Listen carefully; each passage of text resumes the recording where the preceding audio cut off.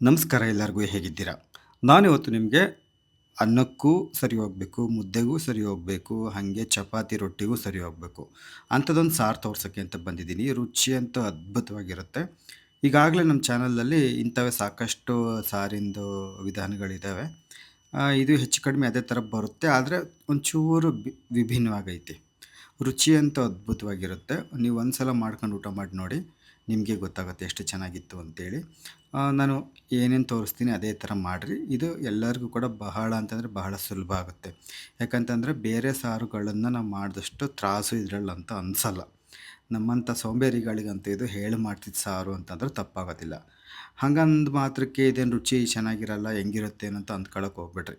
ನೀವು ಒಂದು ಸತಿ ಇದನ್ನ ಮಾಡ್ಕೊಂಡು ತಿಂದ್ರಿ ಅಂತಂದರೆ ಆಗಲೆಲ್ಲ ಮಾಡ್ಕೊಂಡು ತಿಂತೀರ, ಅಷ್ಟು ಚೆನ್ನಾಗಿರುತ್ತೆ. ಹಾಗಾದರೆ ಇದನ್ನು ಹೇಗೆ ಮಾಡೋದು ಅಂತೇಳಿ ನಾನಿವತ್ತು ನಿಮಗೆ ತೋರಿಸ್ತೀನಂತೆ. ನಾನು ಹೇಳಿದೆ ಅಲ್ವಾ, ಬರೀ ಮುದ್ದಿಗೆ ಅಲ್ಲ, ಚಪಾತಿಗೂ ತುಂಬ ಚೆನ್ನಾಗಿರುತ್ತೆ. ರಾಗಿ ರೊಟ್ಟಿ ಅಂತೂ ನೋಡಿರಿ, ಈ ಥರ ರಾಗಿ ರೊಟ್ಟಿನ ಸ್ವಲ್ಪ ಸಾರು ಹಾಕ್ಕೊಂಡು ಅದು ಈ ಸಾರಲ್ಲಿ ನೆನೆಸ್ಕೊಂಡು ತಿಂತಿದ್ರಂತೂ ಎಂಥ ಚೆನ್ನಾಗಿರುತ್ತೆ ಅಂತೀರ. ಭಾಳ ಅಂತಂದರೆ ಭಾಳ ಚೆನ್ನಾಗಿರುತ್ತೆ. ನಾನಿವತ್ತು ಇದನ್ನ ಮಾಡಲಿಕ್ಕೆ ಒಂದು ಲೋಟದಷ್ಟು ಇದು ಅಲಸಂದೆ ಕಾಳು ತೊಗೊಂಡಿದ್ದೀನಿ, ನೆನೆಸಿರೋ ಅಂಥವು. ನಾನು ನಿನ್ನೆ ಪಕೋಡ ಮಾಡಿ ಇದು ವಡೆ ಮಾಡಿದ್ದೆ ನೋಡಿರಿ, ನೆನೆಸಿರೋ ಅಲಸಂದೆ ಕಾಳಲ್ಲಿ ಅದರಾಗೆ ಉಳಿದವು ತೊಗೊಂಡಿದ್ದೀನಿ. ನೀವು ಬೇಕಾದ್ರೆ ಸಣ್ಣದೊಂದು ಟೀ ಕುಡಿಯೋ ಲೋಟದಲ್ಲಿ ಒಂದು ಲೋಟದಷ್ಟು ಅಲಸಂದೆ ಕಾಳನ್ನು ನೀವು ನೆನೆ ಹಾಕಿದರೆ ಸಾಕಾಗುತ್ತೆ. ಅಲಸಂದೆ ಕಾಳಲ್ಲಿ ಒಂದು 2-3 ಥರದ್ದು ಬರುತ್ತೆ. ಕೆಂಪಂದು ಬರುತ್ತೆ, ಬಿಳಿದು ಬರುತ್ತೆ, ಮತ್ತು ಇದರಲ್ಲೇ ಸಣ್ಣವು ಬರ್ತವೆ ಮತ್ತು ದೊಡ್ಡವು ಬರ್ತವೆ. ನೀವು ಯಾವುದೇ ಥರದ್ದು ಅಲಸಂದೆ ಕಾಳನ್ನು ತೊಗೋಬೋದು. ನಾನು ರಾತ್ರಿ ಇಡೀ ನೆನೆ ಹಾಕಿದ್ದೆ. ಅಳತೆಯಲ್ಲಿ ಹೇಳ್ಬೇಕಂತಂದ್ರೆ ಒಂದು ಟೀ ಕುಡಿಯೋ ಲೋಟದಲ್ಲಿ ಒಂದು ಲೋಟದಷ್ಟು ನೆನೆದಿರೋ ಅಲಸಂದೆ ಕಾಳು ತೊಗೊಂಡಿದ್ದೀನಿ. ನೀವು ಅಷ್ಟೇ ನೆನೆ ಹಾಕಿರಿ, ಕನಿಷ್ಠ ಒಂದು 6 ಗಂಟೆ ಆದರೂ ನೆನಿಬೇಕು. ಆಮೇಲೆ ಅದಕ್ಕೆ ಸ್ವಲ್ಪ ಈರುಳ್ಳಿನ ಸಣ್ಣ ಸಣ್ಣಕ್ಕೆ ಹೆಚ್ಚಿಬಿಟ್ಟು ಹಾಕ್ತಾಯಿದ್ದೀನಿ. ಆಮೇಲೆ ನಾವು ಅಲಸಂದೆ ಕಾಳು ಎಷ್ಟು ತೊಗೊಂಡಿರ್ತೀವೋ ಅಷ್ಟು ಸಮ ಆದರೂ ತೊಗೋಬೋದು, ಇಲ್ಲಾಂತಂದರೆ ಅದರಲ್ಲಿ ಒಂದು ಅರ್ಧ ಆದರೂ ತೊಗೋಬೋದು. ತೊಗರಿಬೇಳೆನ ಚೆನ್ನಾಗಿ ತೊಳೆದ್ಬಿಟ್ಟು ಹಾಕಿರಿ. ಆಮೇಲೆ ಇಂಥದ್ದೊಂದು ಟೊಮೆಟೊ ಹಣ್ಣು ಕೂಡ ಅಷ್ಟೇ ಚೆನ್ನಾಗಿ ತೊಳೆದ್ಬಿಟ್ಟು ಸಣ್ಣಕ್ಕೆ ಹೆಚ್ತಾಯಿದ್ದೀನಿ. ಹಿಂಗೆ ದೊಡ್ಡ ದೊಡ್ಡಕ್ಕೆ ಹೆಚ್ಚಿಲ್ಲ, ಸಣ್ಣಕ್ಕೆ ಹೆಚ್ಚಿಬಿಟ್ಟು ಟೊಮೆಟೊನೂ ಇದಕ್ಕೆ ಹಾಕ್ತಾಯಿದ್ದೀನಿ ಕುಕ್ಕರ್ಗೆ. ಆಮೇಲಿಂದ ಖಾರಕ್ಕೆ ಎಷ್ಟು ಬೇಕೋ ಅಷ್ಟು ಹಸಿಮೆಣ್ಸಿನ್ಕಾಯಿ ತೊಗೊಂಡಿದ್ದೀನಿ. ನೀವೇನಾದರೂ ಒಗ್ಗರಣೆಗೆ ಒಂದು ಅರ್ಧ, ಇದಕ್ಕೆ ಬೇಯೋದಕ್ಕೊಂದು ಅರ್ಧ ಹಾಕೋದಾದ್ರೆ ಹಂಗೂ ಹಾಕ್ಬೋದು, ಇಲ್ಲಾಂತಂದರೆ ಅಷ್ಟು ಇದಕ್ಕೆ ಹಾಕ್ಬೋದು. ಆಮೇಲೆ ಒಂದು ಕಟ್ನಷ್ಟು ಪಾಲಕ್ ಸೊಪ್ಪು ತೊಗೊಂಡಿದ್ದೀನಿ, ಒಂದು ಕಟ್ ಪೂರ್ತಿ ಹಾಕಿದ್ದೀನಿ, ಹಿಂಗೆ ಸಣ್ಣದಾಗಿ ಹೆಚ್ಚಿಬಿಟ್ಟು ಹಾಕಿದ್ದೀನಿ ನೋಡಿರಿ. ಈ ಥರ ಎಲ್ಲ ಕುಕ್ಕರ್ಗೆ ಹಾಕಿ ಕೂಗ್ಸೋದಿದು. ಆಮೇಲೆ ಒಂದು ಅರ್ಧ ಚಮಚದಷ್ಟು ಜೀರಿಗೆ, ಸ್ವಲ್ಪ ಉಪ್ಪು, ತೀರಾ ಸಪ್ಪೆ ಆಗಿಬಿಡುತ್ತೆ ಅಂತೇಳಿ ಬೇಯಬೇಕಾದ್ರೆ ಚೂರು ಉಪ್ಪು ಹಾಕ್ಬೇಕು. ಜಾಸ್ತಿ ಹಾಕಿದರೆ ಗಾಢ ಬೇಯಲ್ಲ, ಹಂಗಾಗಿ ಒಂದು ಚೂರು ಹಾಕ್ಬೇಕು. ಆಮೇಲೆ ಒಂಚೂರು ಅರಿಶಿನ ಪುಡಿ, ಆಮೇಲಿಂದ ಒಂದು 10 ಬೆಳ್ಳುಳ್ಳಿ ಹೆಸಳನ್ನು ಹಾಕ್ತಾಯಿದ್ದೀನಿ. ಬೇಯೋದಕ್ಕೆ ಎಷ್ಟು ಬೇಕೋ ಅಷ್ಟು ನೀರು ಹಾಕಬೇಕು. ನೋಡಿರಿ, ಸಾಮಾನ್ಯ ಹಿಂಗೆ ಸಾರಿ ಬೇಯಿಸ್ಕೋಬೇಕಾದ್ರೆ ನಾವು ನೀರು ಎಷ್ಟು ಹಾಕಬೇಕು ಅಂತಂದರೆ ನಿಮ್ಗೊಂದು ತೋರಿಸ್ತೀನಿ ಒಂದು ಟೆಕ್ನಿಕ್ಕು. ಈ ಥರ ಒಂದು ಚಮಚದಲ್ಲಿ ಹಿಂಗೆ ಅಮ್ಕಿದ್ರಿ ಅಂತಂದರೆ ಚಮಚದಲ್ಲಿ ಸ್ವಲ್ಪ ನೀರು ತುಂಬ್ಕೋಬೇಕು. ಅಲ್ಲಿವರೆಗೂ ಹಾಕಿದ್ರಿ ಅಂತಂದರೆ ಚೆನ್ನಾಗಿ ಬೇಯುತ್ತೆ, ತೀರಾ ಉಕ್ಕಿ ಬರೋದು ಜಾಸ್ತಿ ಆಗೋದಿಲ್ಲ. ಅದು ಕುಕ್ಕರ್ ಕೂಗ್ಬೇಕಾದ್ರೆ ಆ ಕುಕ್ಕರ್ ಮೇಲಿಂದ ಉಕ್ಕುತ್ತಲ್ಲ, ಅದು ಕಡಿಮೆ ಆಗುತ್ತೆ. ಆಮೇಲಿಂದ ಸ್ವಲ್ಪ ಬೇಯೋದಕ್ಕೆ ಒಂದು ಸ್ವಲ್ಪ ಎಣ್ಣೆ ಹಾಕಿದ್ದೀನಿ, ಚೆನ್ನಾಗಿ ಬೇಯುತ್ತೆ ಒಳ್ಳೆ ಹದವಾಗಿ ಅಂತ. ಆಮೇಲೆ ಕುಕ್ಕರ್ ಮುಚ್ಚಳ ಮುಚ್ಚಿ ಇಷ್ಟು ಸಣ್ಣೂರಿಗೆ ಚೂರು ಜೋರುರಿ ಇಟ್ಟು 2 ಕೂಗನ್ನು ಕೂಗಿಸ್ತೀನಂತೆ. 2 ಕೂಗು ಕೂಗಿಸಿದ್ವಿ ಅಂತಂದರೆ ಒಳ್ಳೆ ಚೆನ್ನಾಗಿ ಒಳ್ಳೆ ಹದಕ್ಕೆ ನೋಡಿರಿ, ನೀವೇನಾದರೂ ಹೈ ಫ್ಲೇಮಲ್ಲಿ ಕುಕ್ಕರನ್ನು ಕೂಗಿಸ್ತಾ ಇದ್ದೀರಿ ಅನ್ನೋದಾದರೆ 3 ಕೂಗು ಕೂಗಿಸ್ರಿ. ಇಲ್ಲ ಅದಕ್ಕಿಂತ ಸ್ವಲ್ಪ ಕಡಿಮೆ ಉರಿ ಇಟ್ಟು ನೀವು ಕೂಗಿಸ್ತಾ ಇದ್ದೀರಿ ಅನ್ನೋದಾದರೆ 2 ಕೂಗು ಕೂಗಿಸ್ರಿ, ಅಲ್ಲಿಗೆ ಸರಿ ಹೋಗುತ್ತೆ. ನಾನಿಲ್ಲಿ ಹೇಳಿದ್ನಲ್ಲ, ಸಣ್ಣೂರಿಗಿನ ಸ್ವಲ್ಪ ಜಾಸ್ತಿ ಉರಿ ಇಟ್ಟು 2 ಕೂಗು ಕೂಗಿಸಿದ್ದೀನಿ. ಚೆನ್ನಾಗಿ ಒಳ್ಳೆ ಹದವಾಗಿ ಬೆಂದೈತೆ ನೋಡಿರಿ, ತೋರಿಸ್ತಾ ಇದ್ದೀನಿ ಎಂಥ ಹಸ್ನಾಗಿ ಬೆಂದೈತೆ ನೋಡಿರಿ. ಹೀಗೆ ಬೇಯಿಸ್ಕೋಬೇಕು.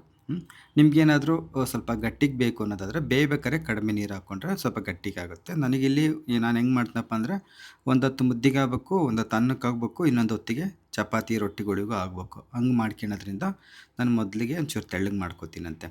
ಆಮೇಲಿಂದ ಅದನ್ನ ಸತಿ ಹಿಂಗೆ ಸ್ವಲ್ಪ ಮಸದು ಬಿಟ್ಟು ಸ್ವಲ್ಪ ಹಸಿ ತೆಂಗಿನಕಾಯಿ ತುರಿ, ಸ್ವಲ್ಪ ಕೊತ್ತಂಬರಿ ಸೊಪ್ಪು ಇದನ್ನು ಹಾಕ್ತಾಯಿದ್ದೀನಿ.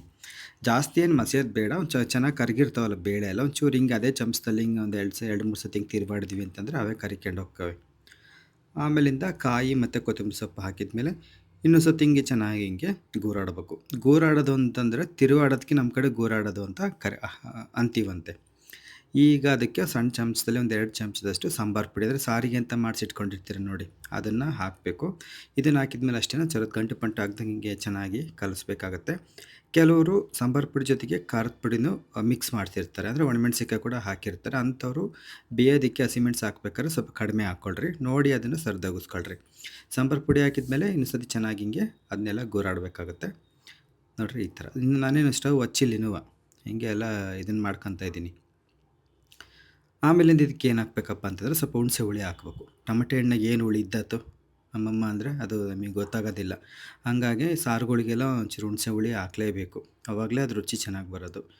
ಹಾಗೆ ಹುಣಸೆ ಹುಳಿನ ಏನು ಹಾಕಿದ್ದೆ, ಹುಣಸೆ ಹುಳಿನ ಚೆನ್ನಾಗಿ ಹಿಂಡಿ ಇನ್ನೊಂದು ಸತಿ ಹಿಂಗೆ ಚೆನ್ನಾಗಿ ಗೂರಾಡ್ತೀನಂತೆ. ಆಮೇಲೆ ಹೆಂಗೆ ಉಪ್ಪು ಕಡಿಮೆ ಆಗಿರುತ್ತಲ್ಲ, ಆಮೇಲೆ ಇನ್ನೊಂಚೂರು ಉಪ್ಪು ಹಾಕ್ತಾಯಿದ್ದೀನಿ.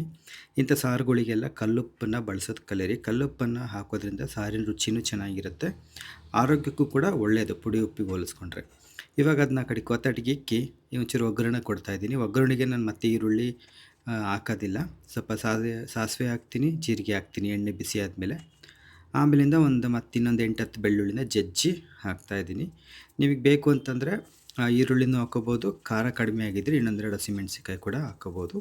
ಹಂಗೆ ಜೊತೆಗೆ ಒಂದು ಸ್ವಲ್ಪ ಕರ್ಬೇವಿನ ಸೊಪ್ಪು ಹಾಕಿ ಒಗ್ಗರಣೆ ಅದಕ್ಕೆ ಹಾಕಿ ಚೆನ್ನಾಗಿ ಕುದಿಸಿದ್ವಿ ಅಂತಂದರೆ ಸಾರು ಹಾಗೆಯೇ ಹೋಯ್ತು ಅಂತೇಳಿ. ಭಾಳ ಚೆನ್ನಾಗಿರುತ್ತೆ, ಭಾಳ ಕಷ್ಟ ಇಲ್ಲ, ಭಾಳ ಸುಲಭ. ನೋಡಿರಿ ಈಗ ಇನ್ನೇನಿಲ್ಲ, ಕುದಿಸೋದು ಅಷ್ಟೇ. ಇದು ಕುದಿಯೋಕೆ ಇಟ್ಬಿಟ್ಟು ಆ ಕಡೆಗೆ ನಿಂಪಾಡಿ ನೀವು ಅನ್ನಕ್ಕೋ ಮುದ್ದಿಗೋ ಚಪಾತಿಗೋ ರೊಟ್ಟಿಗೋ ಯಾವ್ದಕ್ಕನ ಜೋಡಿಸ್ಕೊಂಡ್ರು ಆಗುತ್ತೆ. ತೆಳ್ಳಗೆ ಏನಾರು ಬೇಕು ಅನ್ನೋ ಅಂತಾರು ಇನ್ನೊಂದು ತೊಟ್ಟು ನೀರು ಜಾಸ್ತಿ ಹಾಕ್ರಿ. ಒಂಚೂರು ಗಟ್ಟಿಗೆ ಬೇಕು ಅಂದ್ರೆ ನೀರು ಕಡಿಮೆ ಹಾಕಿ ಅಂತ ಬರ್ರಿ ಅಷ್ಟೇ. ಈಗ ಇದನ್ನು ಚೆನ್ನಾಗಿ ಕುದಿಸ್ಬೇಕು. ಎಲ್ಲಿವರೆಗೂ ಕುದಿಸ್ಬೇಕಪ್ಪ ಅಂತಂದರೆ ಇದು ಕುದೀತಾ ಸುತ್ತ ನೊರೆ ಅಂಥದ್ದು ಬರ್ತದೆ. ಅದು ನೊರೆ ಹೋಗೋವರೆಗೂ ಕುದಿಸ್ಬೇಕು. ಅದು ನೊರೆ ಅದರಲ್ಲೇ ಬೆರೆತೋಗುತ್ತೆ, ಅಲ್ಲಿವರೆಗೂ ಕುದಿಸ್ಬೇಕಾಗತ್ತೆ ಹಿಂಗೆ. ನೀವೇನಾದ್ರೂ ಬೇಳೆನ ಪಾತ್ರೆಯಲ್ಲಿ ಬೇಯಿಸ್ಕೊಂಡ್ರಿ ಅಂತಂದರೆ ನೋಡಿರಿ ಸುತ್ತ ನೊರೆ ನೊರೆ ಅಂಥದ್ದು ಇದೆಯಲ್ಲ, ಅದೆಲ್ಲ ಒಂಚೂರು ಕಡಿಮೆ ಆಗಬೇಕು ಅದಂಗೆ, ಆಯಿತಾ. ಬೇಳೆನ ಬರೀ ಪಾತ್ರೆಯಲ್ಲೇ ಬೇಯಿಸ್ಕೊಂಡ್ರಿ ಅಂತಂದ್ರೆ ಆ ನೊರೆ ಅಂಥದ್ದು ಹೋಗ್ಬಿಡುತ್ತೆ, ಅದು ನಮಗಿರೋದಿಲ್ಲ. ನಾವು ಕುಕ್ಕರ್ಗೆ ಹಾಕೋದ್ರಿಂದ ಅದು ಹಂಗೆ ಉಳ್ಕೊಂಡಿರುತ್ತೆ. ಅದೊಂಚೂರು ಹೋಗೋವರೆಗೂ ಕುದಿಸಿದ್ವಿ ಅಂತಂದರೆ ಸಾರು ಚೆನ್ನಾಗಿ ರುಚಿಯಾಗಿ ಬರುತ್ತಂತೆ. ನೋಡಿರಿ ಹಿಂಗೆ ಚೆನ್ನಾಗಿ ಕುದಿಸ್ಬೇಕು. ಒಂಚೂರು ಸಣ್ಣೂರಿಗೆ ಒಂಚೂರು ಜೋರು ಇಟ್ಟು ಕುದಿಸ್ಬೇಕು. ಅವಾಗ ಹಿಂಗೆ ಗೂರಾಡ್ತಿರ್ಬೇಕು, ಅಂದರೆ ತಿರುವಾಡ್ತಿರ್ಬೇಕು. ಯಾಕಂದರೆ ಬೇಳೆ ಇರುತ್ತಲ್ಲ, ತಳಕ್ಕೆ ಕುಂತಾಗ ಅದು ಏನಾಗ್ಬಿಡುತ್ತೆ, ಸೀದ್ಬಿಡುತ್ತೆ. ಹಂಗಾಗಿ 2ಕ್ಕೆ 3ಕ್ಕೆ ಹಿಂಗೊಂಚೂರು ಗೂರಾಡ್ತಿರ್ಬೇಕು. ಆಮೇಲೆ ಒಂದು ಪ್ಲೇಟ್ ಮುಚ್ಚಿ ಕೂಡ ಬೇಯಿಸಬೇಕು. ಪ್ಲೇಟ್ ಮುಚ್ಚಿದರೆ ಒಳಗಡೆ ಚೆನ್ನಾಗಿ ಸ್ವಲ್ಪ ಹೊತ್ತು ಮಾಗಿ ಚೆನ್ನಾಗಿ ಬೇಯುತ್ತೆ. ಇಷ್ಟು ಮಾಡಿದ್ರಿ ಅಂತಂದ್ರೆ ತುಂಬ ರುಚಿಕಟ್ಟಾದ ಸಾರು ಸಿದ್ಧವಾಯಿತು ಅಂತಲೇ ಅರ್ಥ. ನಿಮ್ಗೆ ಇಷ್ಟ ಆಗಿತ್ತು ಅಂತಂದರೆ ಮಾಡಿಬಿಟ್ಟು ಹೇಗೆ ಬಂತು ಅಂತ ಹೇಳಿ. ನೋಡೋದಕ್ಕಾಗಿ ಧನ್ಯವಾದಗಳು. ನಾನು ನಿಮ್ಮನ್ನ ಮತ್ತೆ ಭೇಟಿ ಮಾಡ್ತೀನಂತೆ. ನಮಸ್ತೆ.